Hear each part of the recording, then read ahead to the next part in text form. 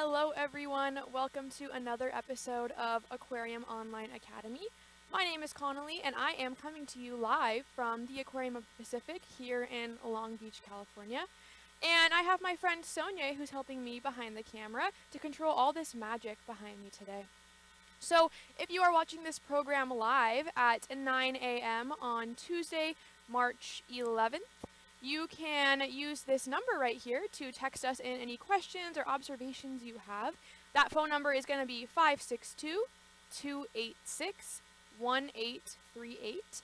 You can also email them in to this email below, which is live@lbaop.org. And if you're watching this after the fact when we're not live anymore, you can always still feel free to email in those questions or observations. Someone will get back to you, and we're always happy to share with you and have you learn more with us. All right, so today we are going to be doing a Draw With Us program, and we're going to be drawing a kelp forest. But not just any kelp forest.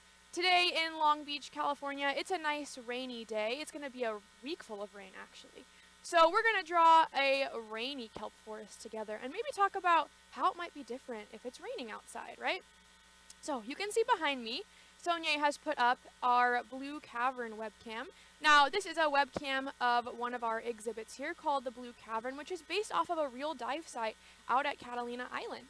So if you ever want to watch this on your own time, you can go on our website or to the explore.org link over here, and you can always watch these webcams in your free time. Check out what our animals are doing in real time. It's a pretty cool resource. All right, so I'm going to step off the screen for a second, and let's make some observations about what we see in this kelp forest. Let's check it out. What are some things that we're noticing? Right away, I'm noticing, of course, the kelp, right? Can't have a kelp forest without the kelp, which is all of this beautiful green, it kind of looks like plants almost. You notice that too? I also see that there's a lot of different fish swimming around.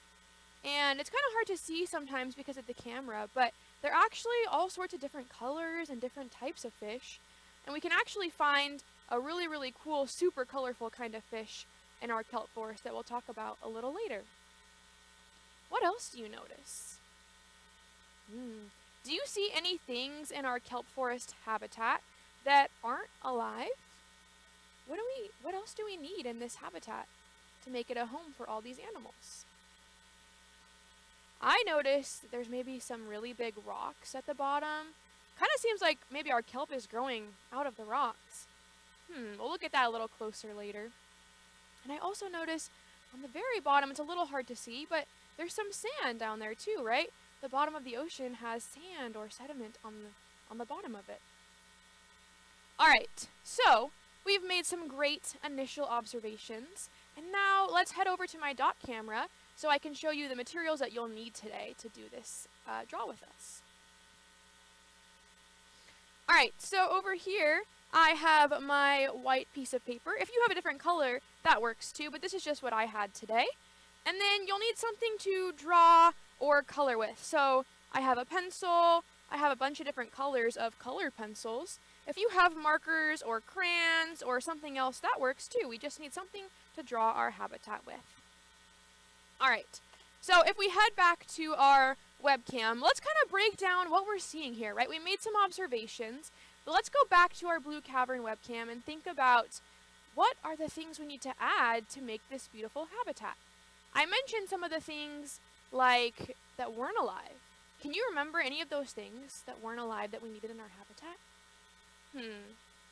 Can you share with someone maybe who's in the room with you or out loud? What do you think? I remember on the very bottom, we need to have things like sand, right? That some animals even live in there. Ooh, yeah, there's our sand. And then we also have these really big rocks, right? So let's start by adding those things to our drawing, right? We gotta have some sand on the very, very bottom and some really big rocks that all of our other animals and kelp seem to be kind of growing and hiding in. So let's start with those things. So for my sand, I am going to use a color. Let's see, this one looks maybe pretty good to me, maybe like a peachy color, maybe a little bit of brown. Let me see if I have a brown here. There we go. So let me start with these. I'm going to kind of draw just a nice layer of sand at the bottom of our kelp forest, right? We got to have a ground.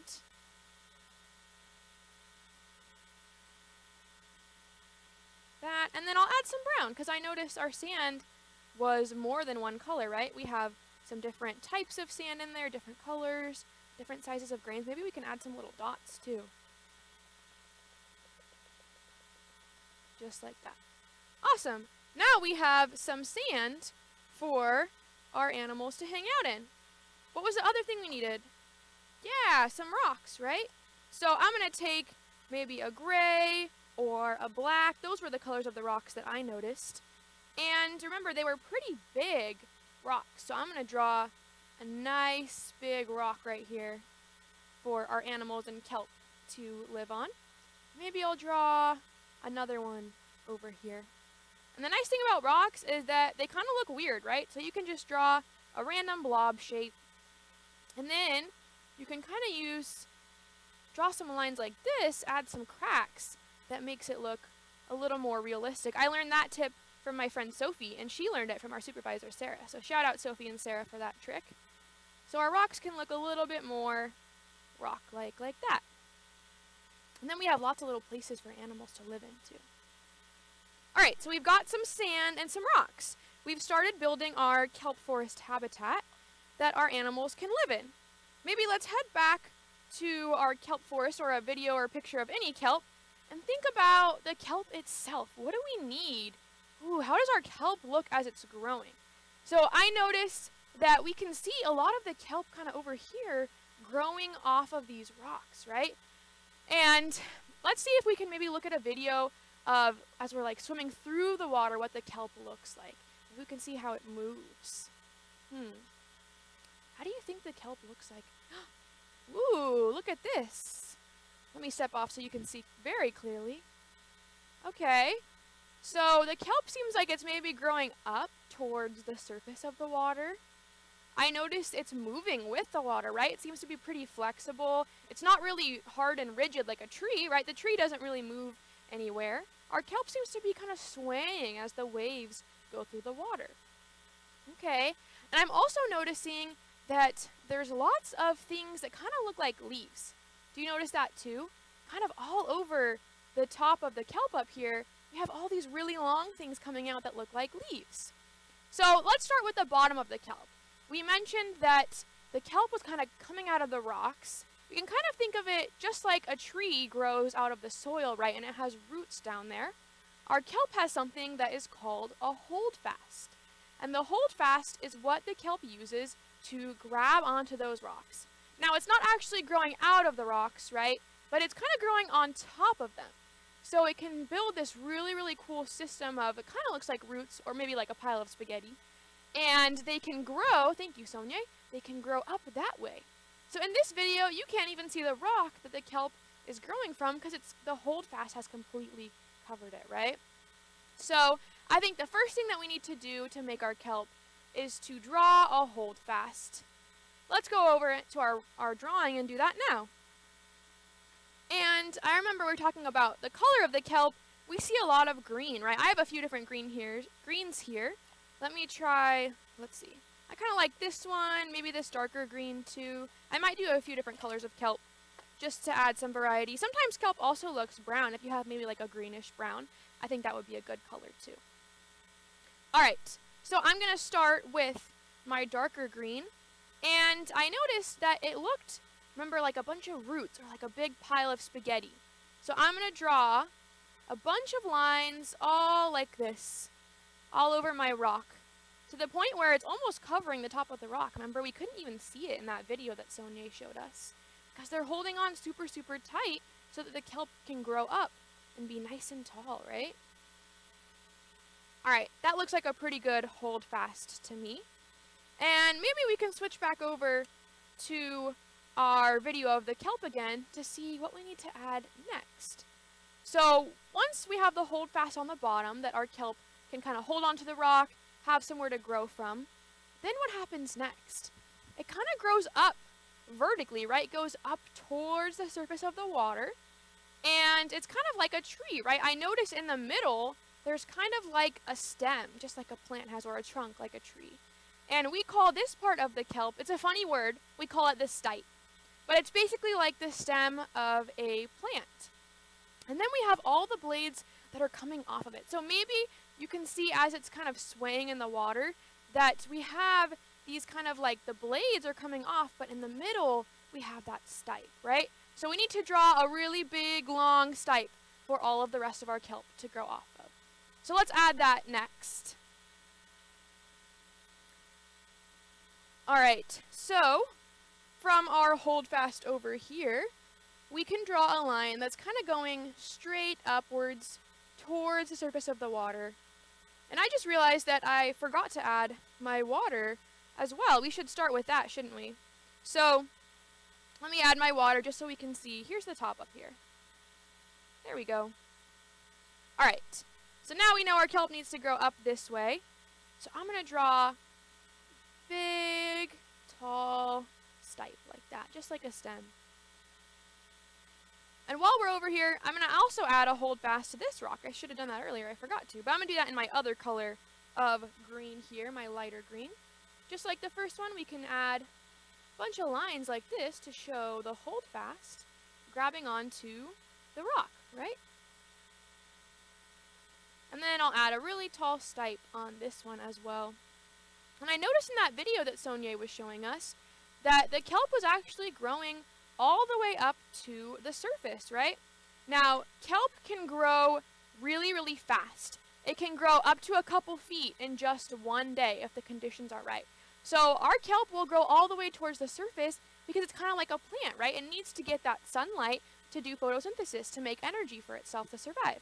So we can draw our kelp really, really tall all the way to the surface of the water. All right, so we have our holdfast here, we have our stipe, and the next thing we need to add in are those blades. So I wonder if Sonia could maybe take us to a picture of an animal that likes to eat our kelp, and it can show us kind of a good picture of what our kelp blades look like. Oh, perfect. Thank you, Sonia. So let me get out of the way, actually. So we can see here, it looks like a leaf, but I've been using this word blade. So we call them blades on kelp, but they're basically kind of like the leaves, right? And this is also the part that the kelp uses to do photosynthesis. So that's why they're really big and long and have lots of area to get that sunlight and turn it into energy.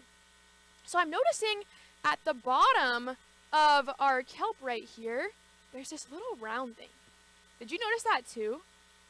Maybe you've gone to the beach and you've seen kelp or seaweed washed up on the sand, and you've noticed that it has these kind of little bulbs on them, right? These little like air pockets. And if you pop them, there's air inside, right? It's like a little squishy thing that's got air in it. Well, this part of the kelp is called the pneumatocyst. It's a really big, long word. It just means that little air sac. And the kelp has these to help it as it's growing. Remember, Sonia showed us that video where the kelp was growing straight up towards the surface. We said it needs to grow toward the surface so that it can get light from the sun, right? So having the air pocket helps the kelp to be able to float, right? Think about maybe if you go swimming and you put on like a life jacket, or if you like to lay on a raft that's filled with air, things like that, they help you float, right? So our pneumatocyst on our kelp works the same way. It's like a little life jacket for the kelp to help it grow upwards. And then we can see the shape of the blade over here. It's kind of just like a leaf shape, right? Kind of like a little maybe football, like it's kind of an oval but pointed on the sides. And then it attaches onto the stipe with the pneumatocyst, with that air sac. So let's add all of those blades to our kelp so that it can actually look like kelp, right? Right now it's kind of just like a random stick growing up, and now we can make it look like kelp. So let's switch back over here, and we can add those beautiful blades. So I'm going to draw kind of a little line like this, and then a dot to show that pneumatocyst, that air sac, and then a nice big blade like this so that our kelp can get energy, right? It can do photosynthesis. And we got to add a bunch of them. Remember that video Sonia showed where there's a ton of blades of kelp all over it so that it can grow, right? And it can get that energy from the sun. So we need to add a ton of all of these over here. And while I'm doing that, let's think a little bit about what I mentioned earlier with it being rainy, right? So our kelp forest habitat is an underwater habitat, right? We drew our water up here to show that. So do you think that these animals know if it's raining? Do you think it would bother them? Or do you think that maybe since they're living underwater and they're already wet, they kind of don't care, right? A lot of these animals don't even ever come up to the surface, right? A lot of them are like sharks or fish that have gills, and they just stay underwater their whole life so that they can breathe, right? So I think that even on a super rainy day like this, where when I was driving into work, it was pouring rain, and it was hard for me to see out of my car, and I was getting all wet as I was walking into the aquarium, that our animals in our kelp forest, they wouldn't really care, and it wouldn't bother them. All right, so I added one beautiful kelp. Now I'm going to add my other one over here in my lighter color. I'm going to do the same thing, add our nice pneumaticist and all these blades so that our kelp can grow nice and tall. Remember, if you have any questions that you would like answered, you can text that phone number or you can email into our email. That phone number, once again, is 562-286-1838. We love to hear from you and any questions you might have so that we can chat about them together and all learn during this program together. All right, so I'm going to add my last few blades here. It's a very abstract version of kelp, but we'll take it. You don't have to be a perfect artist to make a great drawing, right? All right, so we've got our kelp, and now we can add all of the awesome animals that live in our kelp forest. So I remember when Sonia first showed us that webcam at the beginning of our Blue Cavern exhibit, the first thing I noticed was all those fish, right? So let's think about some of the fish that might live in a kelp forest. I mentioned earlier that there was one that is super bright in color. It's one of my favorite fish that we can find out in our kelp forest because its tail is a really, really cute shape. It kind of has a little heart for a tail. I wonder if we can take a look at a Garibaldi. Let's see what a Garibaldi looks like. Oh, here it is. Let me move so we can see it in all of its glory. So do you notice that the tail of the Garibaldi kind of looks like a heart? And it has a super bright orange color, right? So this is a picture of an adult Garibaldi. Garibaldi are the California state marine fish, fun fact, and they love to hang out in kelp forests. So if you ever go to a real kelp forest out in the ocean, you can probably see tons of Garibaldi all hanging out in there. But like I mentioned, this one is an adult. And you're probably like, how do you know that, Connolly? Well, the reasoning is because of the color. So Garibaldis, especially male Garibaldis, are very territorial. And what that means is they don't really like to share, especially their space and where they like to hang out and live. They really don't like sharing it with other animals and especially with other Garibaldi. So they will defend it very, very aggressively against other animals. And the adult Garibaldi are all this bright orange color. But the baby Garibaldi actually look a little bit different. I wonder if we can look at a picture, oh, thank you, Sonia, of a baby Garibaldi. Here's a baby Garibaldi. What do you notice that looks a little different about this one? Maybe its tail's a little bit different, not quite that perfect heart shape yet. What else? Oh, yeah, right? It has super bright blue dots. Obviously, that was the most obvious thing. The coloring is different, right? So the baby Garibaldi have this really bright blue spots on their body to tell the adult Garibaldi that they're not a threat to them. It's like, hey, you don't need to worry about me. I'm just a baby. I'm not going to try and take your favorite hangout spot. So you can leave me alone until I get older. And then, maybe then we would have to have some conflict. But right now, we're chill. You can just leave me alone. I'll mind my business. I'm just a little baby, right? So that's pretty cool. So let's add some Garibaldi to our drawing, because that's one of the fish you can definitely see in a kelp forest. So I think the colors I'll need for this is a nice bright orange for my adult. And then for the baby, I'll need to add some blue. I don't have a really bright blue, but I think this color will do. We can use that one. So let's start with our adult. Now, forgive me if my drawing is not the best, but I'm going to start with our little kind of heart-shaped tail. So something kind of like that. Oops, like that. There we go. And then a little fishy body like that. And we can give it maybe some little fins like that. And I also noticed its eyeball was blue. So I can give it a little blue eyeball right there. Maybe I'll give it a little smile too. Like that. And then I'll just color its body lightly so we can see. This one is all orange. Remember, the adult, it's completely orange. It's that super, super bright orange color.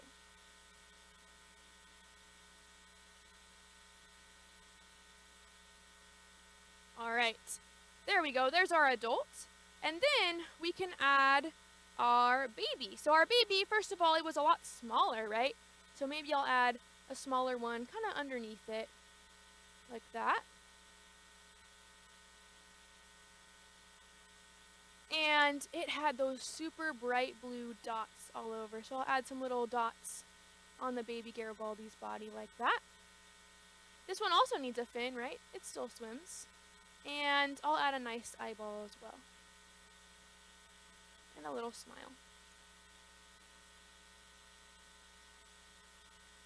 And then I'll still give this one the orange coloring too, because its body was also orange. It just also has those blue dots on it, right?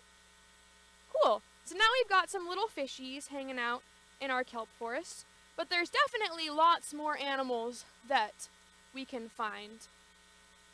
Let's think about another fish that we can find in the kelp forest. Oh, I should have mentioned our Garibaldi are not very big. So they're maybe like this big. They're not the biggest fish, but there is a really, really big fish that likes to hang out in our kelp forest. Do you know what fish it is? Maybe you've been to the aquarium before and you've learned about this fish. If you know it, can you say it out loud? That's right, it's a giant sea bass. So our giant sea bass are one of the biggest fish that you can see here at the aquarium in the Pacific. And they can get to be about 7 feet long and over 700 pounds. That is even taller than I am. I'm pretty tall. I'm almost 6 feet tall. And this fish can be even bigger than I am. That's a huge fish, right? So we can see this beautiful picture that Sonia added up here for us. And this is our giant sea bass. What do you notice about it, aside from it being a really, really big fish? What colors are you seeing? Does it have any patterns on it? I'm noticing that it has all of these beautiful spots all over it. And in fact, our giant sea bass, the spots on their body are kind of like a fingerprint on us. Have you ever heard that maybe not all adults or not all humans have the same fingerprint, right? Everyone's fingerprint is unique. The spots on a giant sea bass are just like that too. We can actually tell which giant sea bass is which by looking at the dots on their body. Pretty cool, huh? All right, so let's head over back to our drawing and we can add our giant sea bass. I noticed that this one was kind of a grayish color and it had kind of some black dots. And the most important thing about the giant sea bass is that it's huge. So next to my Garibaldi, I'm going to draw a giant fish hanging out down here, like that. And it had more of a traditional fish shape. We'll just say it's kind of swimming in front of our kelp and our rocks here.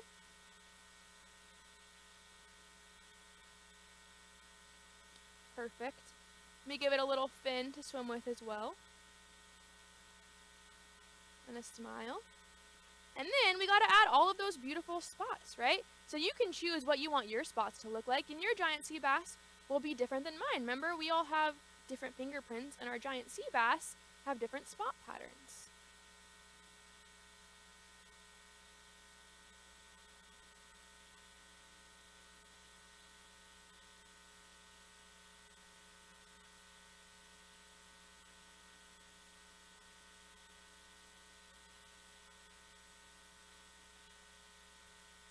All right, beautiful. I'm going to keep moving on because we only have a few minutes left here, but you can always pause this, finish drawing your giant sea bass, and then press play again when you're ready to come back. All right, so there are two last animals I want to add to our drawing, and they kind of have to do with each other because one of them is the other animal's favorite food. Now, if we go back to that picture that Sonia was showing us of the kelp blade, I noticed that there was an animal next to it. Ooh, here it is. Have you ever seen this animal before? This really spiky purple thing? What animal is that? Yeah, it's a sea urchin, right? A sea urchin is a type of invertebrate, an animal that does not have any bones in its body. and they actually like to eat the kelp. So we can add some sea urchins at the bottom of our kelp, because the sea urchins like to hang out on the bottom of the seafloor. You can see they don't have any fins to swim around, right? So they're not swimming around and eating the blades. They're hanging out at the bottom and eating the kelp that way. So we can come back to our drawing and add a few sea urchins down here at the bottom. The nice thing about sea urchins is that they're really easy to draw. All you have to do is add a circle like this and then put some spikes on it, right? It's just a spiky ball, basically. So I'll add an urchin there. Maybe I'll add another one over here on this kelp as well.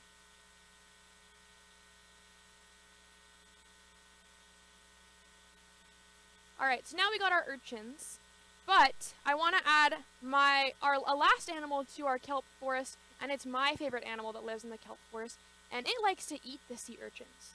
Do you know any animals that like to eat sea urchins? There's a few of them, but this one is really, really cute and really, really fluffy.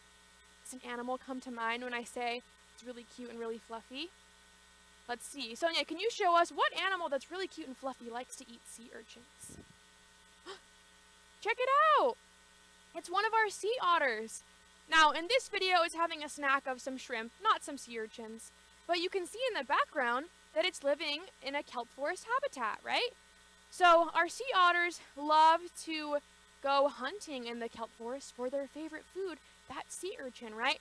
And our sea otters are really, really good swimmers and divers, and they can dive all the way down to the bottom of the kelp forest to grab those sea urchins and to be able to eat them.